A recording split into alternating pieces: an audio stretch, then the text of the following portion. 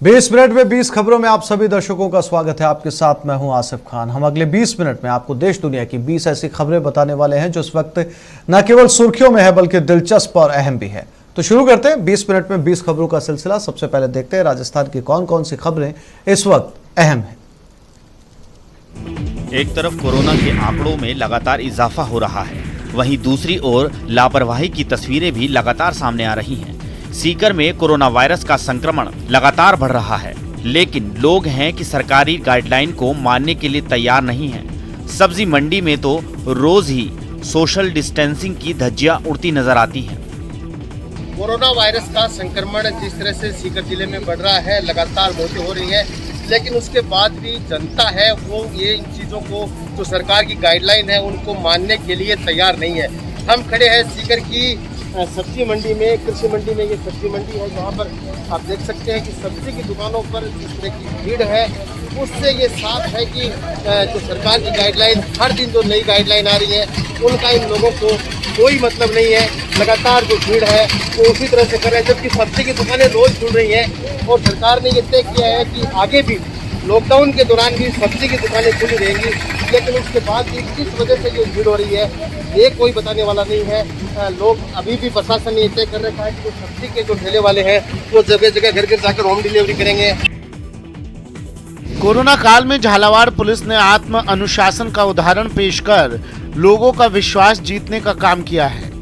Jhalawar police सरकार के आदेश पर शादी समारोह स्थगित करने को लेकर सिर्फ लोगों को समझा बुझा ही नहीं रही, बल्कि खुद भी इन आदेशों पर अमल कर रही है।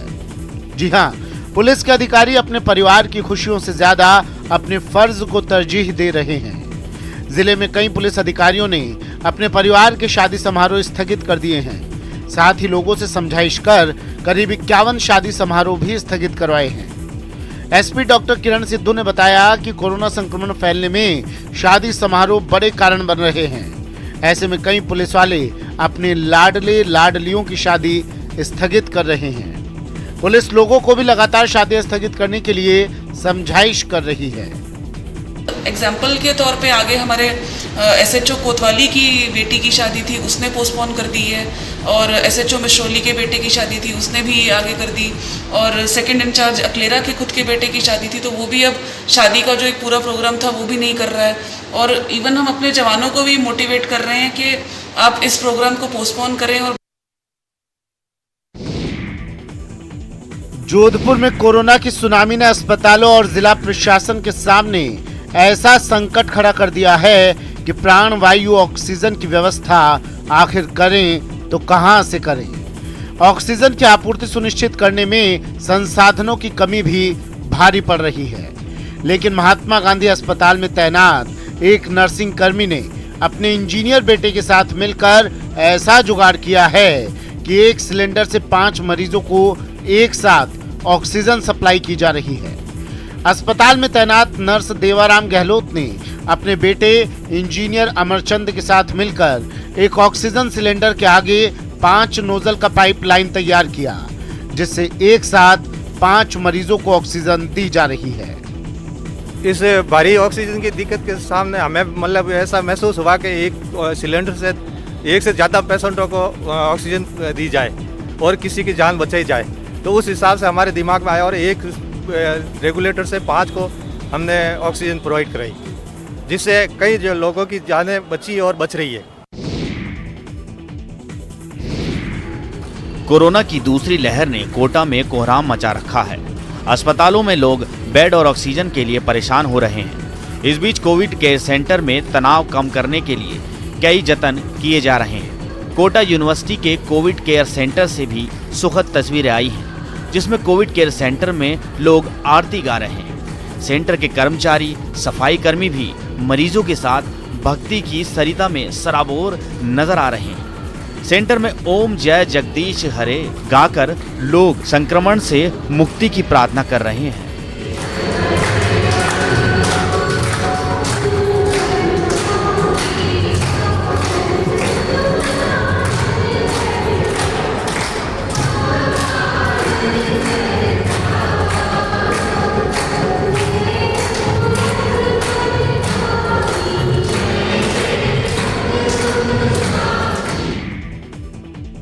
वायरस के विनाशकारी वार ने स्वास्थ्य व्यवस्थाओं को छिन्न भिन्न कर दिया है।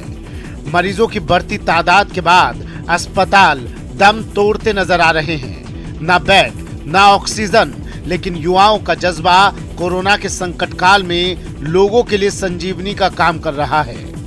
कोटा से आई इस तस्वीर को देखिए, सोचिए उस शख्स की स्थिति क्या हुई होगी जब वो अच्छे इलाज की उम्मीद लिए अपनी पत्नी को लेकर बिजोलिया से कोटा के निजी अस्पताल पहुंचा, लेकिन उसकी उम्मीदें तब दम तोड़ने लगी जब पता चला कि अस्पताल में तो बेड ही नहीं है। पत्नी का ऑक्सीजन लेवल लगातार नीचे जा रहा था, उम्मीदों का दामन छूटा जा रहा था, लेकिन तभी निराशा के भंवर में डूबते शख्स को उस समय उम्मीदों का किनारा मिल गया जब स्थानीय युवकों ने सांसों के देसी जुगाड़ से सड़क पर ही महिला का इलाज शुरू कर दिया।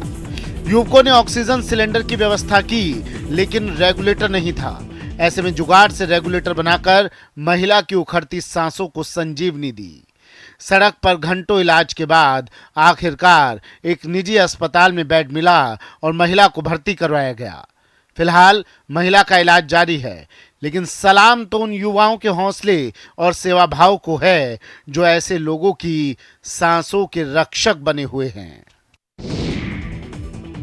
देश भर में कोरोना का संक्रमण तेजी से बढ़ रहा है और सरकार लोगों से घरों में रहने की अपील कर रही है। ऐसे विपरीत हालात में बाड़मेर के जिला रसद अधिकारी की एक पहल लोगों के लिए बड़ी राहत साबित हो रही है।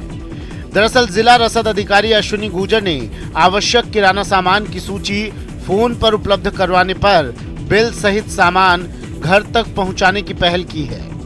उन्होंने पहले तो जिले के थोक और खुदरा विक्रेताओं को सूचीबद्ध किया, फिर इन दुकानों के फोन नंबर आमजन को वार्डवार उपलब्ध करवा दिए हैं। अब लोग इन किराना की दुकानों के मोबाइल नंबर पर आवश्यक सामग्री की सूची भेज रहे हैं और दुकानदार लोगों के घर घर सामान पहुंचा रहे हैं। ये नई पहल न सिर्फ लोगों को रास आ रही है, बल्कि किराना व्यवसायी भी इस नवाचार से बहुत खुश है। बहुत अच्छी सहूलियत हुई है, हमको बाहर नहीं निकलना पड़ेगा, आराम से हम जो है घर सामान मंगवा सकते हैं और सामान आ रहा है हमारा। सामान इनको मोबाइल पे कहते हैं दुकानदार को, और मोबाइल पे वो अपना सामान जो है भेज देता है। बहुत बढ़िया लग रहा है। वो भी कह रहे हैं कि हम मार्केट में नहीं आए, कम से कम मार्केट में आए और बहुत ही बढ़िया लग रहा है। हमको व्हाट्सअप कर देते हैं, हम व्हाट्सअप द्वारा उनके घर घर सामग्री पहुंचा रहे हैं। सुबह जल्दी दुकान 6 बजे खोलते हैं, 11 बजे तक सब फिनिश करके फ्री हो जाते हैं। हम लोगों ने ये किया है कि जो एसोसिएशन है उनकी मीटिंग बुलाई थी, किराना एसोसिएशन की, और उन्होंने खुद ने अपनी पहल करते हुए जो है वो ये प्रस्ताव दिया कि हम खुद घर घर होम डिलीवरी जो है वो करेंगे, तो लोगों को घर से बाहर निकलने की जरूरत नहीं पड़ेगी। कोरोना काल में एक और जहां इंसानियत के दुश्मन चंद करारे नोटों के लिए रेमडेसिविर और ऑक्सीजन की कालाबाजारी कर रहे हैं, वहीं दूसरी ओर मानवता के नए आयाम भी गढ़े जा रहे हैं। इसका जीता जागता उदाहरण शुक्रवार दोपहर करीब 1 बजे पाली के बांगड़ अस्पताल के कोविड ओपीडी में देखने को मिला, जहां 40 साल के एक बीमार के लिए बुजुर्ग ने अपना बेड दे दिया। 4 घंटे के लंबे इंतजार के बाद एक बुजुर्ग को अपनी बीमार पत्नी के लिए बेड मिला। व्हील चेयर पर जैसे ही वो अपनी पत्नी को वार्ड में ले जाने लगा, तभी 40 साल का एक जवान मरीज आया जिसका ऑक्सीजन लेवल महज 43 था। युवक की गंभीर स्थिति को देख बुजुर्ग के पति ने डॉक्टर से जो कहा वो मिटती मानवता की आशा है, अद्भुत अदम्य साहस की परिभाषा है। बुजुर्ग ने डॉक्टर से कहा, साहब उसकी तबीयत मेरी पत्नी से ज्यादा खराब है, उसे इलाज की ज्यादा जरूरत है, मैं अपनी पत्नी के लिए कुछ और देर और इंतजार कर लूंगा, आप उस जवान युवक को भर्ती कर उसका इलाज कीजिए। हुआ यूं कि रोहट क्षेत्र की लेहर कंवर को सांस लेने में दिक्कत होने पर उनके पति भंवर सिंह शुक्रवार सुबह बांगड़ अस्पताल के कोविड वार्ड में भर्ती करने लाए। अस्पताल की पर्ची भी बन गई, लेकिन बेड नहीं मिलने पर चिकित्सकों ने लेहर कंवर की नाजुक स्थिति देख उसे कोविड ओपीडी में व्हील चेयर पर ऑक्सीजन देना शुरू कर दिया और भंवरलाल को कहा जब बेड खाली होगा तब भर्ती कर देंगे। 9 बजे से दोपहर 1 बजे तक अपनी पत्नी लेहर कंवर के लिए बेड मिलने का भंवर सिंह इंतजार करता रहा। लेहर कंवर की स्थिति देख दोपहर 1:15 के करीब उसे बेड आवंटित किया गया, लेकिन उसे भी उसने एक बीमार को दे दिया। और 20 मिनट 20 खबरों में अब देख लेते हैं कुछ दूसरे राज्यों की खबरें। फतेहपुर जिले में अराजक तत्वों को जिले की सांसद और केंद्रीय मंत्री साध्वी निरंजन ज्योति के खिलाफ फेसबुक पर अभद्र टिप्पणी करना महंगा पड़ गया।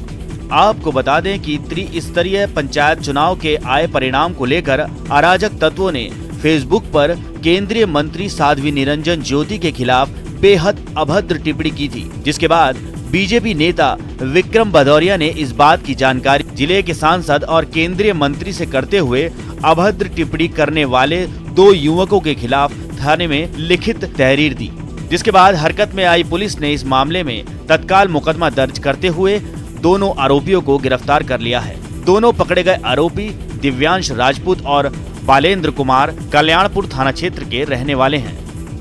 विक्रम सिंह भदौरिया अदमापुर थाना कल्याणपुर के निवासी हैं। उन्होंने कल थाना कल्याणपुर पर सूचना दिया कि फतेहपुर की सांसद एवं केंद्रीय मंत्री के विरुद्ध दिव्यांश उर्फ वीर सिंह, जो साईगांव थाना कल्याणपुर का निवासी है, उसने अशोभनीय टिप्पणी अंकित की है।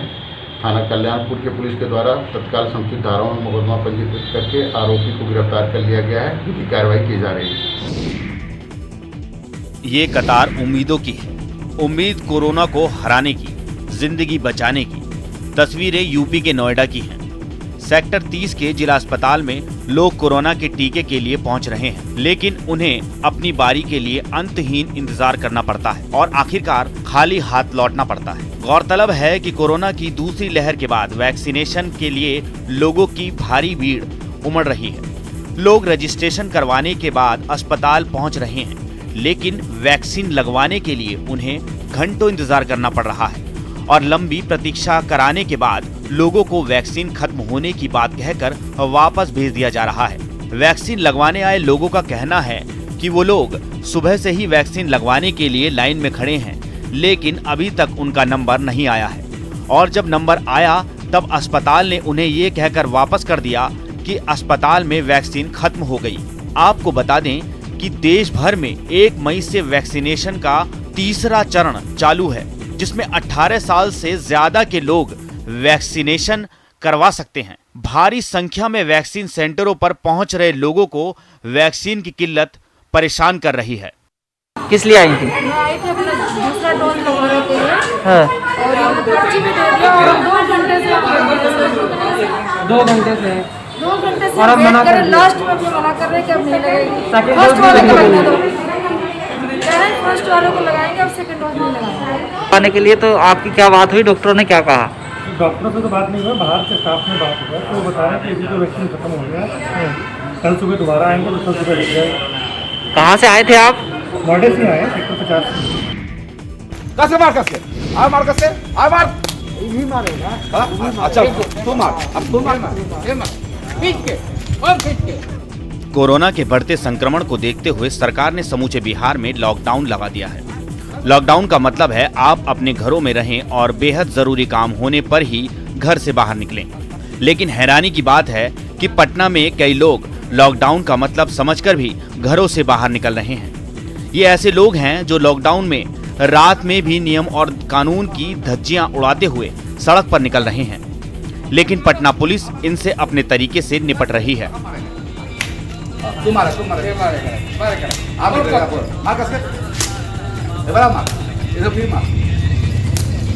पुलिस उठक बैठक से लेकर पकड़े गए लोगों को आपस में पिटवाने से भी गुरेज नहीं कर रही, साथ ही सख्त चेतावनी भी कि अगली बार घर से बाहर नहीं निकलना है।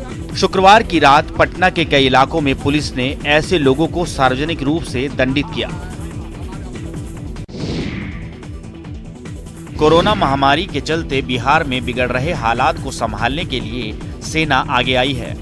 अब प्रदेश की राजधानी पटना में कोरोना मरीजों का बेहतर इलाज हो सकेगा। दरअसल पटना से सटे बिहटा के ESIC हॉस्पिटल की कमान अब सेना के जवानों ने संभाली है। पिछले दिनों पूर्वोत्तर स्थित आर्मी बेस से सेना की 2 फील्ड हॉस्पिटल की टीम वायु सेना के विमान से पटना पहुंची। इस टीम में स्पेशलिस्ट डॉक्टर के साथ मेडिकल टीम भी है। रविवार तक ESIC अस्पताल को 500 बेड का कोरोना डेडिकेटेड अस्पताल बना देने की बात कही जा रही है। बता दें कि पहले इस अस्पताल में केवल 100 बेड थे। कोरोना काल में सेना के मोर्चा संभालने के बाद अब अस्पताल में 500 बेड की व्यवस्था होगी, जिसमें 100 बेड का आईसीयू होगा। सेना की कमान संभालने के बाद अब ईएसआईसी अस्पताल में तेजी से काम शुरू हो गया है। इस अस्पताल में कोरोना से जुड़ी सभी अत्याधुनिक सुविधाएं भी मौजूद रहेंगी। यहाँ आईसीयू, वेंटिलेटर, मॉनिटरिंग उपकरण के साथ सभी बेड पर ऑक्सीजन की सुविधा उपलब्ध होगी। आर्मी के डॉक्टर से हम लोग का मीटिंग बिहार सरकार के साथ और हम लोग के साथ मीटिंग चल रहा है और मीटिंग के बाद आश्वासन मिला है कि कल से ईएसआई हॉस्पिटल बिहटा में 100 बेड का कोविड अस्पताल आर्मी के द्वारा चलने लगेगा। बिहार में अपराधियों के साथ मुठभेड़ हुई है। बिहार एसटीएफ और पुलिस टीम ने मिलकर खगड़िया में इस मुठभेड़ को अंजाम दिया है। दोनों तरफ से कई राउंड गोलियां चली हैं। इसमें एक अपराधी को पुलिस की गोली लग गई, जिससे वो घायल हो गया। मिली जानकारी के मुताबिक मानसी के रोहियार दियारा इलाके में एक ठिकाने पर वांटेड अपराधी छबीला यादव के अपने साथियों के साथ मौजूद होने की जानकारी बिहार एसटीएफ को मिली थी। इस अपराधी पर 25,000 रुपए का इनाम भी रखा है। सूचना मिलने के बाद ही जिला पुलिस के साथ प्लान बनाकर एसटीएफ ने ठिकाने की घेराबंदी की थी। इनकी प्लानिंग बगैर गोलीबारी के अपराधियों को हर हाल में पकड़ने की थी, लेकिन अपराधियों ने एसटीएफ और पुलिस को देखते ही गोलीबारी शुरू कर दी थी। तब जवाबी कार्रवाई में टीम ने भी फायरिंग की तो एक गोली छबीला यादव के साथी रुपेश साव को पैर में लग गई। इसके बाद ही कुख्यात अपराधी छबीला यादव, छोटू साव और रुपेश साव को पकड़ लिया गया। छबीला मानसी थाना के ही अमनी गांव का रहने वाला है। इन अपराधियों के पास से 75 गोली के साथ साथ एक सेमी ऑटोमेटिक रेगुलर राइफल, एक देसी कट्टा भी बरामद किया गया है। पुलिस को लंबे वक्त से इन अपराधियों की तलाश थी। फिलहाल पुलिस इनका आपराधिक रिकॉर्ड खंगाल रही है। अब बहुत सारे हत्या के केसेस भी हैं, वही मैं बता रहा हूँ। अभी हम लोग देख लेते हैं, सारे केसेस में इसको रिमांड किया जाएगा। जितने भी ये अपराधी गिरफ्तार हुए हैं, अन्य जो भी केसेस में ये वांछित हैं, सब में इनको रिमांड कर लिया जाएगा। क्या सब बरामदगी हुई है? बरामदगी हुई है 2 राइफल है, एक 3006 वाला, एक .315 का एक देसी कट्टा है, 80 राउंड गोली है और कुछ खोखा भी बरामद हुआ है। झारखंड के चतरा में प्रतिबंधित टीएसपीसी नक्सलियों के खिलाफ पुलिस और सीआरपीएफ 22 बटालियन की संयुक्त टीम को बड़ी कामयाबी मिली है। जिले के टंडवा थाना क्षेत्र अंतर्गत कोयलांचल में बड़ी घटनाओं को अंजाम देकर आतंक का पर्याय बन चुके एरिया कमांडर जगन्नाथ उर्फ आजाद समेत 4 नक्सलियों को पुलिस ने हथियार और कारतूस के साथ गिरफ्तार कर लिया है। मिली जानकारी के मुताबिक गुप्त सूचना के आधार पर एएसपी अभियान के नेतृत्व में गठित विशेष टीम ने टंडवा थाना क्षेत्र के गोंदा पहाड़ी और कुंदा थाना क्षेत्र के अलग अलग ठिकानों पर छापेमारी कर नक्सलियों को गिरफ्तार कर लिया। गिरफ्तार नक्सलियों के पास से पुलिस ने 5.56 mm का 2 रेगुलर इंसास, 5.56 mm का 178 कारतूस, 2 मैगजीन, 1 देसी पिस्टल, 1 देसी कट्टा, 1 वायरलेस सेट, नक्सली रसीद, .315 बोर का 27 कारतूस, 9 mm का 4 कारतूस और लेवी का 6,000 रुपए बरामद किए हैं। गौरतलब है कि इन नक्सलियों ने आम्रपाली और मगध कोल परियोजना में लेवी को लेकर कोल वाहनों को जला दिया था। उन्होंने ये काम सुप्रीमो ब्रजेश गंजू, आक्रमण भीखन और दूसरे नक्सलियों के कहने पर किया था, ताकि इलाके में दहशत को बढ़ाया जा सके। इस घटना के बाद से ही पुलिस लगातार नक्सलियों की धरपकड़ को लेकर अभियान चला रही थी। वहीं अभियान के दौरान 4 नक्सली गिरफ्तार किए गए हैं। गिरफ्तार नक्सलियों ने घटना में अपना हाथ होना भी स्वीकार कर लिया है। और अब देख लेते हैं अंतर्राष्ट्रीय जगत की कुछ अहम खबरें। ब्राजील के रियो डी जेनेरियो में ड्रग्स तस्करी के खिलाफ चलाए जा रहे ऑपरेशन के तहत पुलिस ने 25 ड्रग्स तस्करों को मार गिराया। एक इलाके में उन बदमाशों के छिपे होने की खबर मिलते ही पुलिस ने यह कार्रवाई शुरू कर दी, जिससे ड्रग्स तस्करों में अफरा तफरी मच गई और वो अपनी जान बचाने के लिए मकानों की छतों पर चढ़ गए। लेकिन तब तक पुलिस ने उन्हें चारों तरफ से घेर लिया। जमीन के साथ साथ आसमान से भी उन पर नजर रखी गई, जिससे घबराकर वो एक मकान से दूसरे पर भागते दिखाई दिए। हालांकि इन तरकीबों से भी उनकी जान नहीं बच सकी। पुलिस ने वहां मौजूद सभी ड्रग तस्करों को एक एक कर गोली मार दी। खबर है कि इस ऑपरेशन में पुलिस के एक अधिकारी की भी मौत हुई है। अमेरिका के मायोमी से चौंकाने वाली तस्वीर सामने आई। वहां बॉक्सर फ्लॉयड मेवेदर और यूट्यूबर और बॉक्सर जैक पॉल के बीच मामूली बात पर शुरू हुई तू मैं देखते ही देखते हाथापाई में बदल गई, जो वहां मौजूद मीडिया के कैमरों में रिकॉर्ड हो गई, जिसमें दर्जनों मीडिया वालों के सामने पहले तो दोनों बॉक्सर के बीच किसी बात पर बहस होती नजर आई, लेकिन तभी अचानक जैक पॉल फ्लॉयड मेवेदर के सिर से उसकी टोपी छीनकर भागने लगा, जिससे मेवेदर का गुस्सा सातवें आसमान पर पहुंच गया। उसने पीछे से जैक को झपटने की कोशिश की और दोनों के बीच हिंसक झड़प हो गई। हालांकि दोनों सेलिब्रिटी को आपा खोते देख वहां मौजूद सुरक्षा कर्मी और अन्य लोग बीच बचाव करते नजर आए, लेकिन लाख कोशिशों के बावजूद दोनों एक दूसरे पर बार बार आक्रामक होते दिखे। बताया जा रहा है कि दोनों के बीच ये झगड़ा महज एक पब्लिसिटी स्टंट है। इजराइल के यरूशलेम में यहूदियों और फिलिस्तीनियों के दो गुटों के बीच हिंसक झड़प हो गई। इजराइल ने 1967 के युद्ध के बाद पूर्वी यरूशलेम के एक इलाके में कब्जा जमाकर वहां अपने लोगों को बसा दिया था, लेकिन वहां के फिलिस्तीनी इन यहूदी बस्तियों का लंबे वक्त से विरोध कर रहे हैं और इसी कड़ी में दोनों तरफ के लोग एक बार फिर भिड़ गए। इस दौरान वहां खड़ी एक कार में भीषण आग लग गई, जिससे ऊंची ऊंची लपटें उठती नजर आई। रात के अंधेरे में आग के गोले की तरह जलती कार से काले धुएं का गुब्बार चारों ओर फैलता नजर आया। इसी बीच दमकल कर्मी मौके पर पहुंचे, जिसके बाद धधकती कार पर पानी की बौछार पड़ते ही उससे जबरदस्त धुआं उठा। कुछ देर की मशक्कत के बाद दमकल की टीम आग बुझाने में कामयाब हुई। इस आग में कार पूरी तरह जलकर राख हो गई। इससे पहले इलाके में हालात बेकाबू होते देख दर्जनों सुरक्षा कर्मी मोर्चा संभालते नजर आए और उपद्रवियों से निपटने को तैयार पुलिसकर्मियों ने दोनों पक्षों को एक दूसरे पर हमला करने से रोका। इस बीच पुलिस की बात नहीं मान रहे एक शख्स को एक पुलिसकर्मी ने ऐसे खदेड़ा कि वो जमीन पर गिर गया। पुलिस का दावा है कि इस दौरान शांति भंग करने और पुलिस पर हमला करने के आरोप में 7 लोग गिरफ्तार कर लिए गए। आपदा प्रबंधन का काम संभालने वाली एजेंसियां हाई अलर्ट पर हैं। सामने आई तस्वीरों में ज्वालामुखी से धधकते लावे की कई धाराएं बहती नजर आईं। दूर से देखकर तो ऐसा लगा मानो पहाड़ से लाल और नारंगी पानी की कोई नदी बह रही हो। अंगारों की ये नदी जहां जहां से गुजरी वहां पहाड़ की ढलानों की हरियाली को राख में तब्दील करती चली गई। खौलते लावे की वजह से ज्वालामुखी से इतना घना धुआं निकलता दिखा जैसे वो बादलों से घिरा हो। पकाया ज्वालामुखी की वजह से इलाके में फसलें और चारागाह तो बर्बाद हो ही चुके हैं, उसकी राख ने लोगों का सांस लेना भी मुश्किल कर दिया है। ग्रीस में श्रम कानूनों में बदलाव की मांग पर राजधानी एथेंस समेत देश के कई शहरों में प्रदर्शन हुए। लोगों ने ईस्टर की वजह से 1 मई को टाले गए मजदूर दिवस कार्यक्रम पर भी नाराजगी जताई और इन मुद्दों पर अपना विरोध जताने के लिए प्रदर्शनकारी ग्रीस के अलग अलग शहरों में सड़कों पर उतर आए। राजधानी एथेंस से सामने आई तस्वीरों में लोग जुलूस निकालते दिखाई दिए। इस प्रदर्शन में अलग अलग सेक्टर से जुड़े हजारों कर्मचारी शामिल हुए। वहीं स्वास्थ्य कर्मचारियों ने भी कोरोना काल में खुद के लिए सुविधाएं बढ़ाने की मांग की। इस दौरान कई प्रदर्शनकारियों के हाथों में बैनर और पोस्टर भी दिखाई दिए। इसके साथ ही जगह जगह पुलिस की टीमें भी तैनात रहीं ताकि कोई हंगामा न हो। लेकिन खबर है कि इन प्रदर्शनों से देश के कई शहरों में ट्रैफिक जैम हो गया।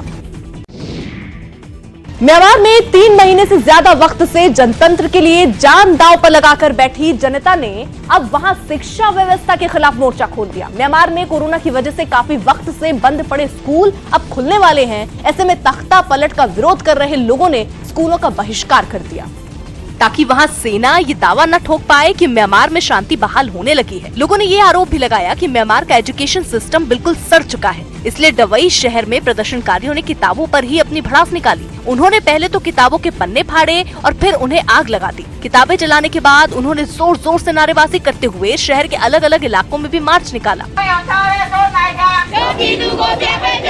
म्यांमार में सेना से छिड़े खूनी संघर्ष में 750 से ज्यादा लोगों की मौत हो चुकी है, लेकिन अब भी लोगों के अंदर लोकतंत्र के लिए जल रही लौ बुझी नहीं है। यही वजह रही कि वहाँ के सबसे बड़े शहर यांगोंग में सेना की गोली के डर से भी उनकी आवाज नहीं दबी और चुनी हुई सरकार को बहाल करने के लिए प्रदर्शनकारी एक बार फिर सड़कों पर उतरे।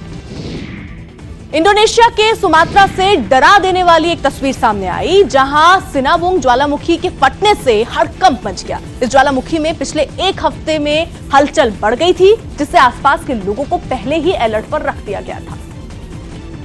और जब ज्वालामुखी फटा तो इसके ऊपर राख और धुएं का गुब्बार आसमान छूता नजर आया। दूर से ये आसमान में काले घने बादलों सा लग रहा था। बताया गया कि ज्वालामुखी से निकला काले धुएं का ये गुब्बार करीब 3 किलोमीटर की ऊंचाई तक उठते देखा गया, जिसके बाद इसके करीब की सड़कों पर पुलिस ने आवाजाही बंद कर दी। राहत की बात ये रही कि खतरा भापते हुए ज्वालामुखी के फटने से पहले ही आसपास के गाँव को खाली करवा लिया गया था। फिलहाल लोगों को इससे 5 किलोमीटर की दूरी